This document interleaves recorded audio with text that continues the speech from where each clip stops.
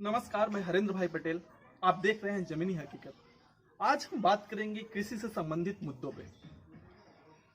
एक बार George Washington ने अपने भाषण में कहा था कि कृषि दुनिया का सबसे स्वास्थ्यप्रद, सबसे उपयोगी और सबसे नेक रोजगार है। लेकिन आज कृषि की जो खस्ता हाल है वो देखते ही बनती है। जिस देश की अर्थव्यवस्था की रीढ़ कभी कृषि रही हो, तो खाद्य सुरक्षा, रोजगार और ग्रामीण विकास को सहारा देती हो, जिसके 3/4 से अधिक आबादी कृषि पर निर्भर हो, जो सकल घरेलू उत्पाद में लगभग 20% का योगदान करती हो, उस देश की कृषि व्यवस्था का इतना खस्ता हाल क्यों है? इस पे एक बार गौर करने की आवश्यकता है। हाल ही में सरकार ने 3 कृषि विधेयकों को लाया है, जिसपे पूरे देश में एक विरोध प्रदर्शन देखने को मिल रहा है। अगर हम पंजाब और हरियाणा की बात करें तो वहाँ के किसान बहुत उग्र हैं, क्योंकि उनको लग रहा है कि सरकार उनकी एमएसपी व्यवस्था को बंद करेगी। एमएसपी यानी न्यूनतम समर्थन मूल्य, मिनिमम सपोर्ट प्राइस की बात करते हैं। इसके अलावा कृषि को कॉर्पोरेट क्षेत्र में देना, अनुबंध कृषि की व्यवस्था करना, एक कुछ ऐसे प्रोविजन उसके अंदर लाए गए हैं, स्थिति और भी बुरी हो जाएगी। सरकार इस विधेयक में 5 साल के लिए कृषि अनुबंध की व्यवस्था की है, जिसमें आप अपने उत्पादन को 5 साल के लिए कॉर्पोरेट क्षेत्र के जरिए कर सकते हैं। जबकि इसका नुकसान यह होगा कि किसानों के हाथ में ऐसा कुछ भी नहीं रह जाएगा कि किसान अपनी फसलों को अपने मन मुताबिक बेच पाए। अगर पंजाब और हरियाणा की बात करें तो पंजाब और हरियाणा में गेहूं और धान की फसलों के लिए सरकार लगभग 85,528 करोड़ रुपए का वहां पे अनुदान दे चुकी है। अगर इनको बाजार के हवाले छोड़ दिया जाए तो फसलों का जो कीमत है उस पे 15 से 20% का प्रभाव पड़ सकता है। अगर देखा जाए तो इस विधेयक का गन्ना किसान विरोध नहीं कर रहे हैं। क्यों? कि गन्ना की अधिकांश कृषि भारत में अनुबंध के आधार पर ही होती है, और अनुबंध कृषि में किसानों की आय पर और गन्ना के प्राइस पर कोई फर्क नहीं पड़ेगा। अगर हम बात करें किसानों के विरोध को, तो किसानों के विरोध को समझने की वजह को समझने के लिए हमको इसकी पृष्ठभूमि में जाना पड़ेगा।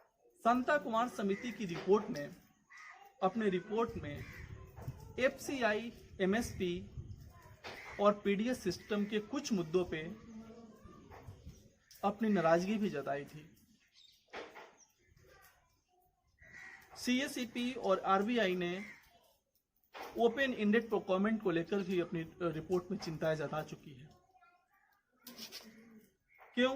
क्योंकि ये ओपन इंडेड प्रोक्योरमेंट कृषि क्षेत्र में समस्याएं पैदा करता है। हाल ही में नितिन गडकरी भी न्यूनतम समर्थन मूल्य को अंतर्राष्ट्रीय बाजार के मूल्यों की तुलना में अधिक बता चुके हैं। तो कुल मिलाजुला के कहा जा सकता है कि जो एमएसपी व्यवस्था है उस पर किसानों का मूल रूप से विरोध एमएसपी को लेकर के ही है।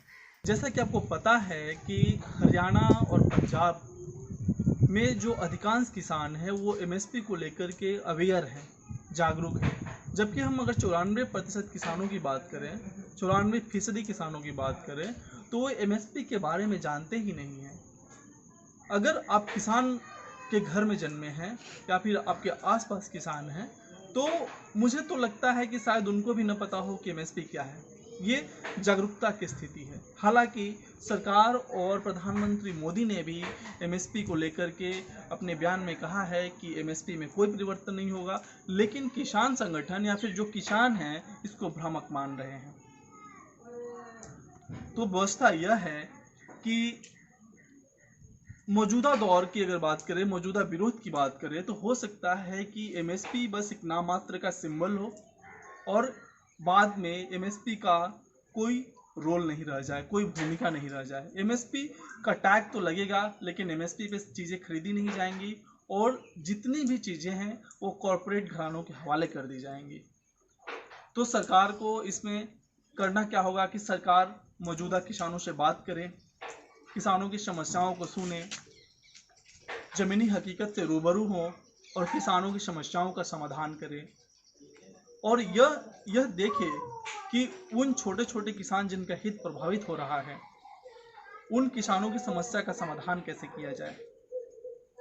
क्योंकि सरकार जो अपनी सेवाओं में मौजूदा सरकार डीबीटी यानी डायरेक्ट बेनिफिट ट्रांसफर, जैसे कि पीएम किसान योजना में, पीएम उज्ज्वल योजना में आप देख चुके हैं कि सरकार सेवाएं और सामान देने के बदले में आपके सीधे डायरेक्ट अकाउंट में पैसा ट्रांसफर करती है। तो एक तरह से आप सेवा और सामान देकर के देश का विकास नहीं कर सकते हैं। तो आपको इस पर गौर करने की ज़रूरत है। तो सरकार को इसमें चाहिए कि वो कृषि संगठनों से बात करे, किसानों से बात करे, किसानों की मुख्य समस्याओं को जाने, तब जाके कृषि की ज़मीनी हकीकत से आप रूबरू हो पाएंगे और किसानों का समस्याओं का समाधान भी हो पाएगा। आप देखते रहिए ज़मीनी हकीकत। हम फिर मिलेंगे, तब तक के लिए नमस्कार।